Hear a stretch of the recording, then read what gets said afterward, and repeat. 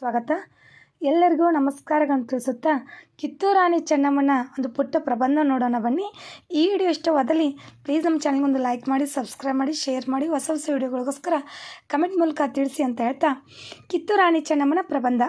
Kittur Rani Chennamma October 23, 1778ರಂದು ಭಾರತದ ಕರ್ನಾಟಕದ ಇಂದಿನ ಬೆಳಗಾವಿ ಜಿಲ್ಲೆಯ ಕಾಕ್ತಿ ಎಂಬ ಸಣ್ಣ ಹಳ್ಳಿಯಲ್ಲಿ ಜನಿಸಿದರು.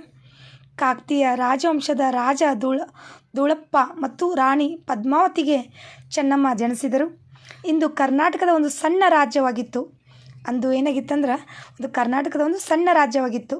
ಚಿಕ್ಕ ವಯಸ್ಸಿನಲ್ಲೇ ಕುದುರೆ ಸವಾರಿ, ಕತ್ತಿ ವರಸೆ ಮತ್ತು ಬಿಲ್ಲುಗಾರಿಕೆಯನ್ನು ಪರಿಣಿತಳಾದಳು. ಆಡಳಿತ ನಡೆಸುವ ಕಲೆಯನ್ನು ಕಲಿತಳು. ಚೆನ್ನಮ್ಮನ ನಿರಂತರ ಅಭ್ಯಾಸದಿಂದಾಗಿ ಯುದ್ಧ ಕಲೆಯಲ್ಲಿ ನಿಪುಣಳಾದಳು. 1793ರಲ್ಲಿ ಕಿತ್ತೂರಿನ ರಾಜ ಮಲ್ಲ ಸರ್ಜರ್ನೊಂದಿಗೆ ಚೆನ್ನಮ್ಮನ ವಿವಾಹವಾದಳು. ರಾಜ ಮಲ್ಲ ಸರ್ಜರ್ ಮೊದಲ ಪತ್ನಿ ರಾಣಿ ರುದ್ರಮ್ಮ ಕೂಡ ದೇಸಾಯಿ ವಂಶಕ್ಕೆ ಸೇರಿದವರು. ಕಿತ್ತೂರಿಗೆ ಬಂದ ರಾಣಿ ಚೆನ್ನಮ್ಮ ರಾಣಿ ರುದ್ರಮ್ಮನ ಜೊತೆ ತುಂಬ ಸೌಹಾರ್ದ ಸಂಬಂಧ ಬೆಳೆಸಿದಳು.